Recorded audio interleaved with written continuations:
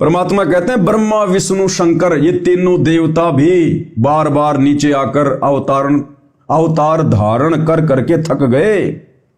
इनको भी वो सत ज्ञान नहीं मिला, वो सच्चा गुरु नहीं मिला, सतलोक वाला मार्ग नहीं मिला। तो भाई और बहनों, अब आप और हम अपनी किस्मत को पहचाने, अपनी किस्मत को सराहें। आप और हमारे ऊपर गुरुदेव भगवान ने कितनी असीम रजा बख्शी है।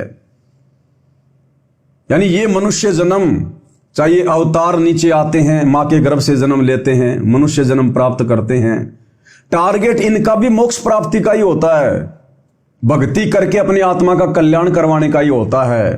यानी उनको भी वो मनुष्य जन्म मिला है। लेकिन उन आत्माओं को भी जिनमें इतनी शक्तियां होती थी, उन आत्माओं को भी वो सच्चा मार्ग नहीं मिलता, वो कबीर परमात्मा वाला मार्ग नहीं मिलता जो आज आप और हमें मिल चुका है।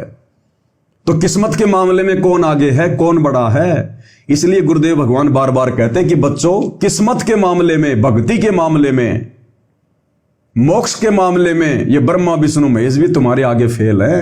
बालक है, बालक कुछ भी नहीं है।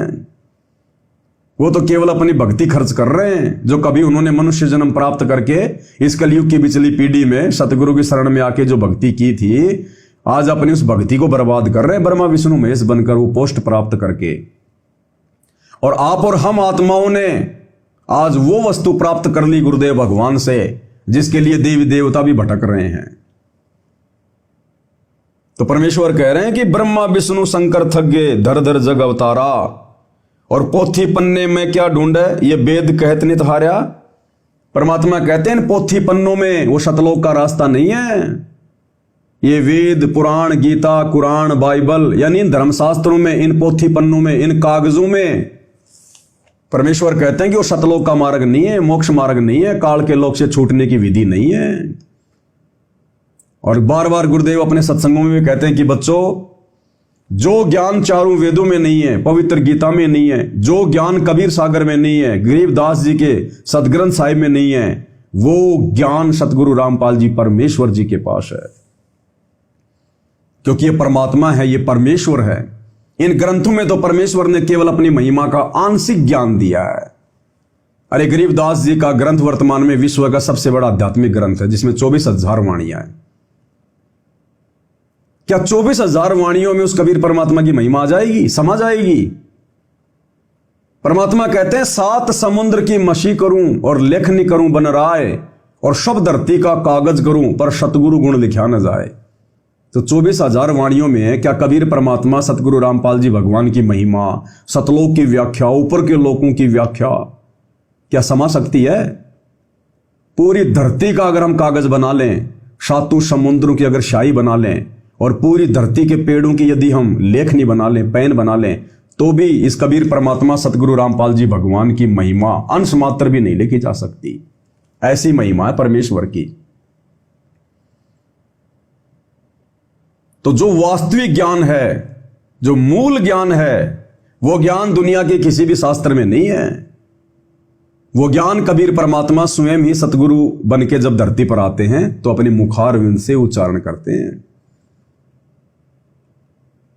तो जो मोक्ष के जो मंत्र हैं, जो विधि है, ये सारी विधि आज गुरुदेव भगवान ने आप और हमें बताई है। अरे चलो हम त्रिकुटी पर पहुंच गए जैसे तैसे करके इन शास्त्रों से ज्ञानवान लेके। त्रिकुटी से आगे क्या करेंगे? त्रिकुटी से आगे हमें क्या गरीबदास जी का वो सदग्रंथ साहिब लेकर जाएगा? क्या त्रिकुटी से आगे हमें चारों वेद लेकर जाएंगे? क्या हम अपनी खुद की भक्ति शक्ति से हम त्रिकुटी के आगे की यात्रा कर लेंगे? सतगुरु शब्द रूप में हमारे साथ रहेगा, हमारा हाथ पकड़ के अपने शब्द रूपी विमान में बैठाकर परमेश्वर लेके जाएगा हमें। गुरुदेव भगवान लेकर जाएंगे हमें त्रिकुटी से आगे सतलोक। तो जो ज्ञान किसी भी पोथी पन्ने में नहीं है, किसी भी धर्मशास्त्र में नहीं है, वो ज्ञान गुरु स्वयं देता है, स्वयं। उसको कहते हैं सार शब्द। सार शब्द, सार नाम तो कहीं कहीं परमात्मा ने लिख दिया, छोड़ दिया संकेत के लिए। लेकिन सार शब्द ये दुनिया के किसी भी ग्रंथ में नहीं है, और सार शब्द ही वो सरजीवन बूटी है भाई। सार शब्द सर जीवन बूटी, घिस घिस अंग लगावे। सार शब्द सर जीवन बूटी, घिस घिस अंग लगावे। कहे कबीर तुम सतकर्म मानो, ये जन्म मरण मिट जावे। जग सारा रोग यारे, जिन सतगुरु वेद न जाण्या। जग सारा रोग यारे। तो वो सार शब्द दुनिया के किसी ग्रंथ में नहीं है, ना गरीबदास जी के सदग्रंथ साहिब में है, और बाकी तो होगा ही कहां वो। तो वो शब्द स्वयं सतगुरु ही अपने भगत को प्राप्त करवाता है, और उस शब्द के सारे फिर हम सतलोक को जाएंगे। इसलिए परमात्मा कह रहे हैं इन पोथी पन्नों में कुछ नहीं रखा। नेम धर्म और क्रिया सीखी, ये सब उरला व्यवहारा। नेम धर्म और क्रिया सीखी, ये सब उरला व्यवहारा। कहें कबीर सुनो भई साधो, सतगुरु करे उबारा। तत्व भेद एक न्यारा रे साधु भाई, तत्व भेद एक न्यारा।